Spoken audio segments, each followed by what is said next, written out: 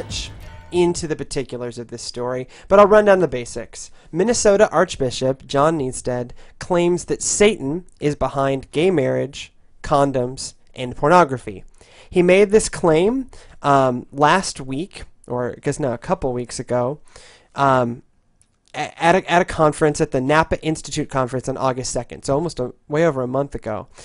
But he claimed that based on this kind of importance of the family argument, the devil is behind multiple attempts to weaken the institution of heterosexual marriage. That among those things that are weakening heterosexual, specifically marriage, is fornication. So sodomy, condoms, and pornography. Mm-hmm. Now, the issue of pornography, I think, is one we're going to set aside. Whether you believe in Satan as an entity or not, there's no way to look at porn that is non-exploitative. Yeah, I mean, it's... So I mean, I'm not going to sit here and make a strident defense of pornography based on scripture, because I don't think you can make one. No, you can't make that argument, and pornography is a scourge on our culture right now. Whether overt pornography in terms of the porn industry or the subtle pornification of children's television. Look, it's a problem. Look at flipping Miley Cyrus. Right, and look at Miley Cyrus and twerking, and you kind of see how far that's gone. So I don't necessarily have the same theology of Satan as he does, but I think our theological views align that, yes, pornography is affecting families and people not in families. Yeah. I always take issue with the family-specific language, but you're not going to get a strident defense out of me on that. The two things I do want to talk about is sodomy in the context of gay marriage and condoms. The sodomy issue, it's tricky, right? Because that biblically, sodomy is what gets mentioned, not gay marriage or not committed gay relationships. It talks just about sodomy, which is a way homosexual sex can be described. Now, what did that mean 3,000 years ago versus how does that get used now in the context of a committed and loving relationship is the issue I have. Like, to me, I don't see gay marriage, almost regardless of the theological stance on it, I don't see gay marriage as somehow affecting how I view my family. And in many ways, I see it the opposite way as the Archbishop, in that the lack of the ability for gay and lesbian couples to get married somehow makes me feel weird about my own marriage. Well, I think because, and correct me if I'm wrong, but doesn't the Catholic Church say that marriage is a sacrament? Yes. So yes, then it's something sacrament. Set apart for them and their very specific kind of people, which are heterosexual males and females, one-on-one in a loving and committed relationship for about 15 years when it becomes unloving, but you can't divorce because you're Catholic. Just kidding. I know plenty of happy Catholic couples. But I think the point is like, if the other people, the people who the quote-unquote sodomites are able to get married, that makes it so that my marriage is worth a little less, because now it's not something set aside for me. It's something for everyone. That's another reason why I would assume, it's a sacrament, because it's a sacrament. Yeah. And sacraments are both set aside and cannot be undone. Yeah. Which is also why you end up with the divorce. I found a quote that kind of sums up kind of what we're talking about from the Archbishop. The actual quote is, "Sodomy, abortion, contraception, pornography, the redefinition of marriage, and the denial of the objective truth are just some of the forces threatening the stability of our civilization.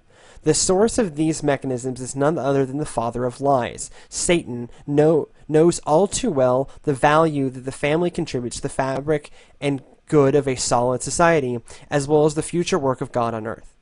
So he's directly saying that these things are tools of however you define evil. In this case, he's defining it as Satan, to destroy the family.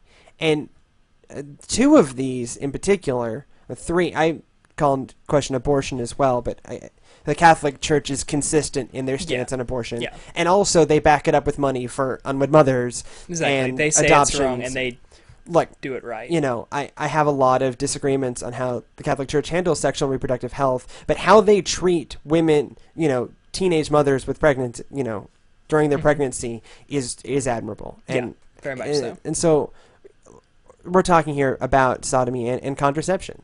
But the sodomy piece, when you say it as sodomy... Sodomy automatically has negative connotations. I mean, you know, think of where the word came from. Sodom. Right, Sodom. Yeah.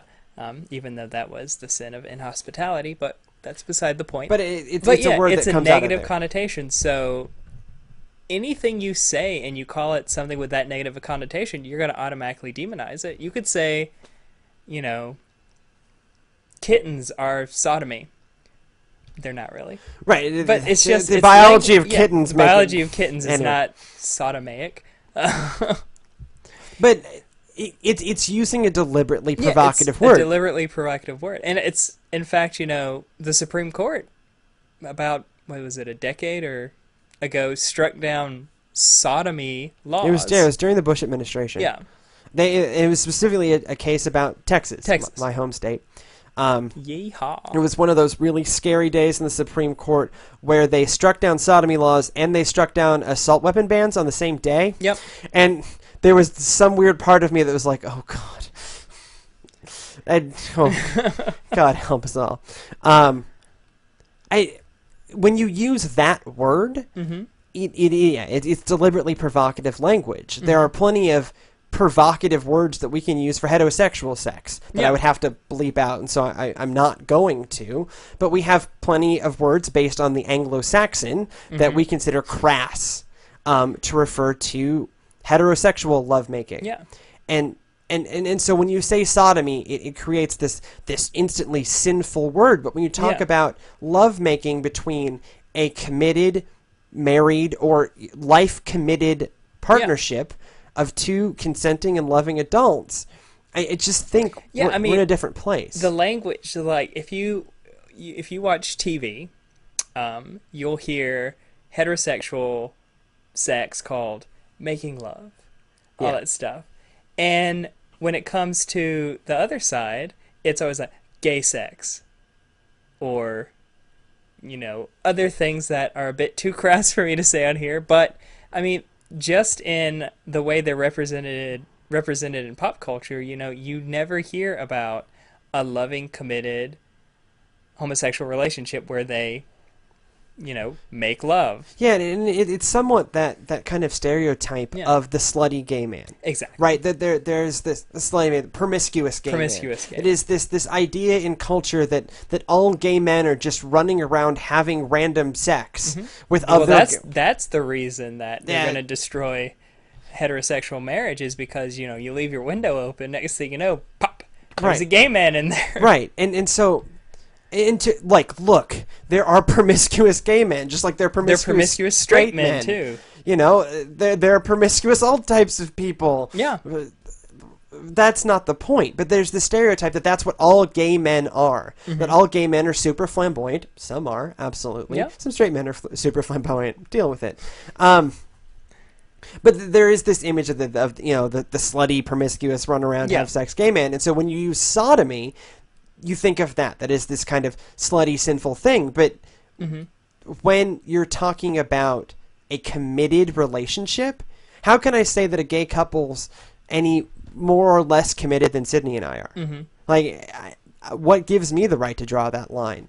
Right. I know gay relationships, some of which have been confirmed in marriage, that have lasted 30, 40 years. I walked the Camino de Santiago with the cutest middle-aged gay couple you've ever met. Like, shout out to Tom and George. Like, I just don't get it. I don't. Okay, I understand why he uses that word. It's deliberately provocative, but I don't think it's an appropriate word to use at this point in time because there can be gay men or lesbians who are building a family. Yeah. Yeah. Right, and so how is that going to be bad for a family? I have a man I'm relatively close to, who's raising his two sons. Mm-hmm. And they seem happy and wonderful and all of that. And in this day and age, I shouldn't have to issue those clarifiers. They have good parents. Yeah. Who cares? Right? And so that, to me, that's building a family rather than tearing one down. Mm-hmm. Do I think that promiscuity has effect on family, especially when it's expressed as infidelity? Absolutely. Definitely. But that's it. But that's been true for time immemorial. Yeah, that's not just because a couple happens to be the same gender or the same sex. That's because people are sinful. Sin exists. Sin is real. And yeah. how, and Archbishop would probably define it as Satan, and that's certainly a historically appropriate way of talking about that. Oddly enough, he doesn't mention, at least in the list I'm looking at here, doesn't mention cheating. Yeah, infidelity is apparently okay. It's not okay, but not coming to mind, which I think is very telling. Yeah. The other thing I want to talk about is contraception. Okay. And look, the Catholic Church is very consistent on this. Yeah. And so I don't mean this to be a debate about the Catholic Church's position on contraception. I disagree with it. I also relatively understand it. Mm-hmm. But it's not my place to understand it or not. Yeah. I think it not does. Catholic. Yeah. I think it does have an impact in the international, relief field. Mm-hmm. When you have way overpopulated countries, and then you preach don't use contraception, and then where do you end up? And okay? They continue to be more overpopulated. And children are dying, and it's a mess. That's not what he's talking about here, and that's not real. I don't want to stray into that because I disagree, and this is going to have to be something historically me and the Catholic Church, because I have a lot of conversations with the Catholic Church. The whole Catholic Church. The whole Catholic Church and nothing but the Catholic Church. But also like 93% or 90-something% of Catholic women in America use contraception. Yeah. So there's clearly a dichotomy and a voice of dissent even within the church about this. Mm-hmm. And given that statistic, which isn't made up, you can get it off of Guttmacher Institute, which is an institute for reproductive health, and they track these kind of things. It's been a while since I looked at the exact statistic, but it's 90-something% of American Catholic women actively use some form of contraception, modern contraception, not rhythm and all of that. So, can you really say that contraception is ruining families or having a negative impact on families? You can when it makes it look like your church is shrinking because of birth rates.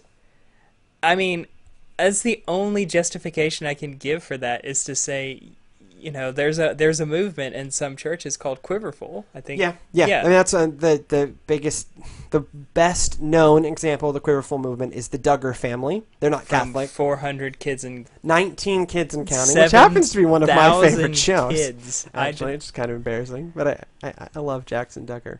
I like that show, but they are part of the Quiverful movement, and I don't recommend exporting that to the continent of Africa.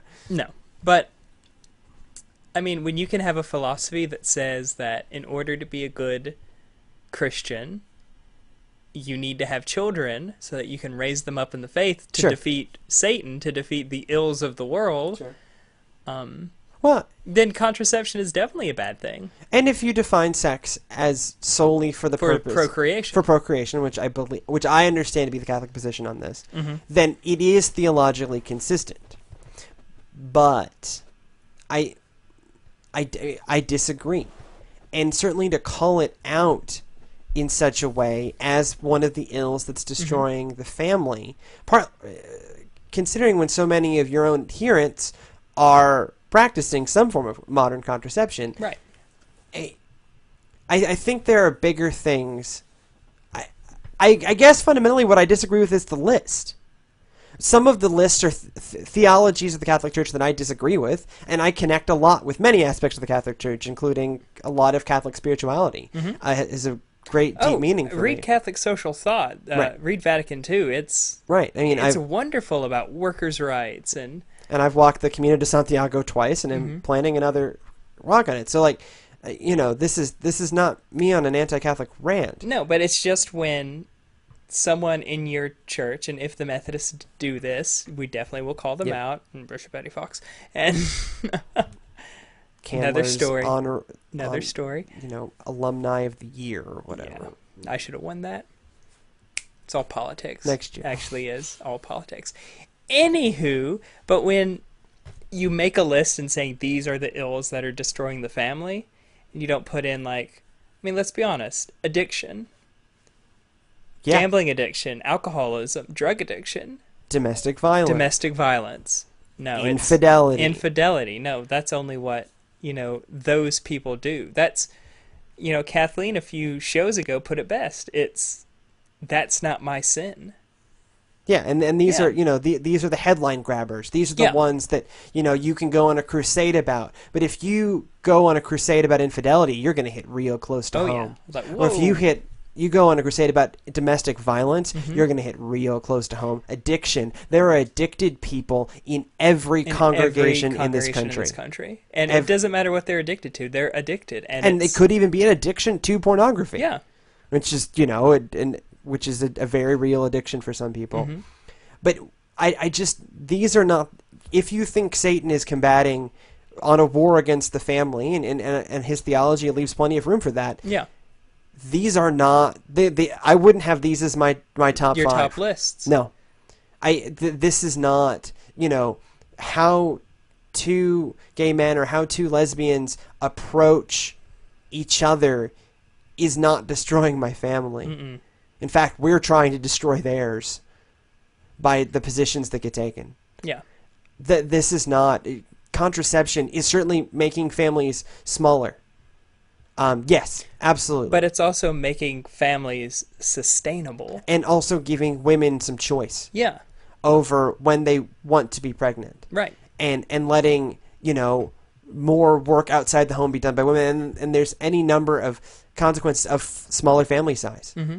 And so this is just, this hits some really great bullet points on some spreadsheet of what you have to talk about as talking points. But right. I just don't, if you think these are problems, okay, that's your theology. I disagree. But I still think, regardless of what your theology is, even if that is your theology, I don't think... There's still bigger stuff to take care of. Right. That are going to be more getting at what is affecting American families. Mm-hmm. I don't deny, there are many strains being put on American families. The biggest one being the economy. Yeah. And the unjust distribution of wealth. Yeah. I mean, just recently, 95% of income gains were with to use the buzzword, the top 1%. Which means, yes, the economy's getting better, but not for families that are going to use contraception because they can't afford a child now. To be honest, and to pull this on a personal level, that's one of the reasons why Sydney and I have been married for 4 years and don't have any children. It's because, quite simply, we can't afford it. Mm-hmm. And we want to be responsible for our children such that we won't have children until we can afford it. Yeah. And that may be a while. That's a downright... And logical thought. And so, what's holding back my family? It's the economy. Mm-hmm. It isn't, what two committed people are doing in privacy of their own homes. Yeah. I don't know.